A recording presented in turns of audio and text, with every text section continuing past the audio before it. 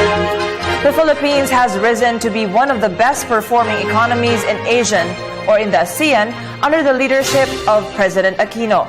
Because of this, foreign investments are on the rise in 2014, a trend that will continue in 2015. Among the countries bullish for the Philippines' sustained growth is Great Britain. Today, Freddie Abando conducted an exclusive interview with the Alderman Yarrow, the Lord Mayor of London, to share the prospects for enhanced trade and economic ties between the Philippines and the United Kingdom. Tonight we are pleased to be joined by the Lord Mayor of London, Alderman Yarrow, who is here in the Philippines for the third time to see the prospects of British and Philippine relations in terms of investments, hopefully to pick up within the next few years. Good evening, sir. Welcome to the Philippines for the third time. Good evening. You've been here before, and you've seen the changes in terms of the landscape, especially here in Metro Manila. It's obviously been a lot of change in the last, since I was last out here, and also before then. Sir, looking at this visit, how important is this visit for you, and what are you looking at in terms of the future since you are involved in investments? Well, one of the most exciting countries at the moment is the Philippines. I mean, you've got first of all, it's a lovely country, and you're growing very fast. And when a country is growing fast, it's got to have the infrastructure in it to make sure it can actually service those people. You've got over 100 million people, and we think that we can help and support the Philippines looking at the idea of building up your infrastructure and also arranging you to actually get money perhaps from outside this country in international markets. When you talk about the infrastructure development here in this country, given the fact that our economy has been moving quite fast over the past 4 years under this administration, there's a heavy push now for infrastructure spending, and they're targeting 5% of GDP. But looking at the importance of PPP, which is public-private partnership, where does your country and companies from Britain or Great Britain come in the mix? Well, we have very good designers, we have very good project managers for the actual infrastructure projects themselves. We ourselves have been using PPP for financing our own infrastructure for the last 15 years. So we have got a lot of experience in this particular area of finance. And we'd like to share some of that experience with the Philippines. Now, looking at London as an example from which you operate as the Lord Mayor for London, I mean, exactly what lessons from your experience from London which you think can be adopted by the Philippines, especially for Metro Manila, given the fact that when you talk about traffic, which is a major problem, the future can be worse, and PPP may just provide a solution. Well, it's interesting. I mean, it's a public example of an extraordinary success was our ability to put on the recent Olympics, where I think most people agree the Olympics in London was a great success. We're also putting through some very large infrastructure projects at the moment. Crossrail, which is a very big railway line going right way underneath London at the moment, has been done by private financing and government financing. And so it's about sharing our experiences, both domestically and internationally, where we've helped other countries put in their infrastructure. Oh, when you talk about resources, this is where the Philippines falls short of that. And when you talk about PPP now, and you coming in and maybe other nations getting into the mix of what's the economic miracle that's happening here in the Philippines, what areas do you see where you and your group and even the British government can come into play in the whole mix of a maybe medium-term or even long-term development for infrastructure? Well, I think, like all these things, you've grown very fast in the last few years, and the engine needs to be effectively fed. And making sure that you've got the road structure, you've got the power generation, making sure that you've got the right skill base, and the skill gaps are filled by using some outside, perhaps some support and professional training and so on. So we are the well recognised, the largest international financial centre of the world in the City of London. And the UK in particular, we employ something like 2 million people in just the financial sector. So we have got a lot of experience in helping to train people and developing those skills. So I think when you look at this, look at for the Philippines as a whole, it's not just the one issue of infrastructure. It's about power generation, it's about the skill base, it's about the professions. It's about making sure you've got the right professions in place to actually help to maintain this level of growth. Now, you're talking about skills and professionalism. In terms of human resources, I think Filipinos are known to be among the best. And that's the reason why maybe you have so many Filipinos who are being hired abroad now.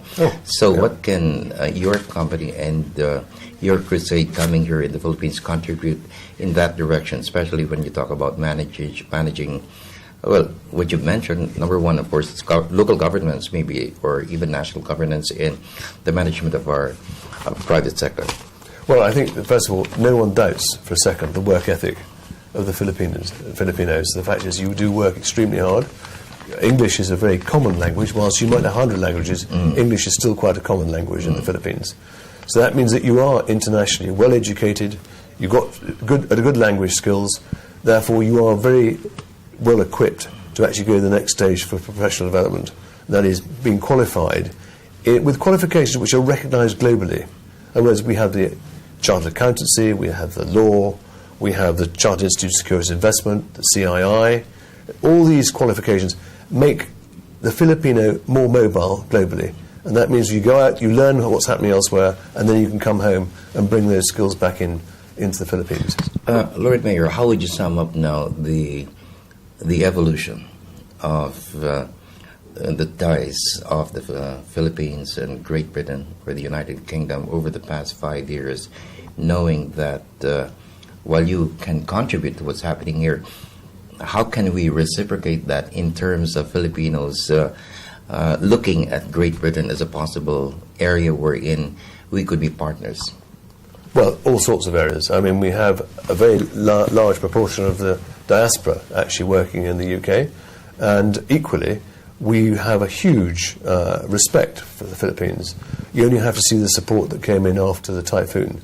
We actually do genuinely think that there is a partnership here, and that there's an awful lot of goodwill on both sides. And that means that I'm here to basically come out here and sell what we think we can add to our relationship. You're saying that the exchange of human resources in terms of skills training is so important to boost this relationship between your country and my country?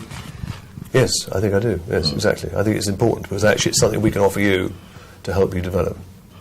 So, I mean, between now, or looking at the short term between now and 2020, what areas, aside from what you mentioned earlier, can be areas in which your country and your people and our people can work together to ensure that this relationship can be forged stronger? It's threefold. It's looking at where we can help you on your planning and your project finance for your infrastructure. That's number one. Number two is actually how we can help and support you in qualifications and filling the skill gaps, where that you're going to need certain skills inside the country to also keep accelerating what's going on. And generally how we can actually help you get access into Europe and other parts of the world as far as your products are concerned. What do we lack? You certainly don't lack people, you certainly don't lack energy. But I do think that there needs to be better structure internally inside the country. I think at the end of the day, you can't support 100 million people at the moment with the power generation you've got at the moment. I think particularly with society changing rapidly onto new media, social media, things are happening much quicker. And I think therefore people want change. And I think we want to be there to help support that change. Well, maybe one of the major reasons why this country has done so well over the past 4.5 years under this Aquino administration is good governance. Is that with good governance coming into play, the confidence of the international community has risen over the past several years? Do you think this is one of the elements by which your country and your people are coming over and they see great prospects of this cooperation, even generating more concrete results? Well, I think the point is about good governance. You're quite right. There's been a huge change in the recent government, but this change needs to continue. There are blockages in the pipeline, and therefore maintaining the change is important, so you can still progress, because you want to get further people coming into the country, you want to get further investment in this country, and to get that further investment, people need to have confidence in the governance of the companies and in the opportunity, and the fact that they have predictability in taxes. They need to know the certainty of taxes. So there needs to be more structure. That's the view. Just one final item, Lord Mayor, is, well, over the past 3 weeks, there has been so much conversation regarding an incident in southern Philippines, Mindanao. Of course, your government has been a major partner of our government in winning the peace in that area. How important is peace in the mix of how you see this country in the long term? Well, obviously, we're very sorry for what happened in the incident. It was very sad to see it happen. But we all have problems in our countries at the moment. There are minorities everywhere. And we don't like it when people suffer, particularly the Philippines. You've had some tough calls in the past few years, and it's unfortunate what happened to the South. But we're here to help, and we're hopefully did help broker a deal in Mindanao, and actually it's a very important part of your society. So we're here to help on the financing side, on Islamic finance, should that be something that's required. We're here actually to make sure that that part of the country actually does work with the rest of the country. Just a brief from you, Lord Mayor. The Aquino administration has 17 months left. Have you seen the relationship of our country and your country stronger, and that the Aquino administration has been able to promote that? I think if you look to see who's come here to visit the country in the course of the last 2 or 3 years, you've probably had more visits from ministers from the UK and from the Lord Mayor, I might point out. And I think I'm right in saying that Princess Anne, the Princess Royal's coming out in about a month's time. This should give you some assurance that, we do think that relationship with the Philippines is one which is excellent, and it can still get better, and we can still both benefit from a very good partnership. Final word? Well, I'm hoping that very good partnership is going to come to fruition. Thank you very much.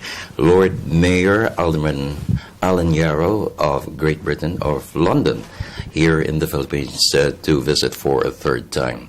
For NewsLife, this is Freddie Abando.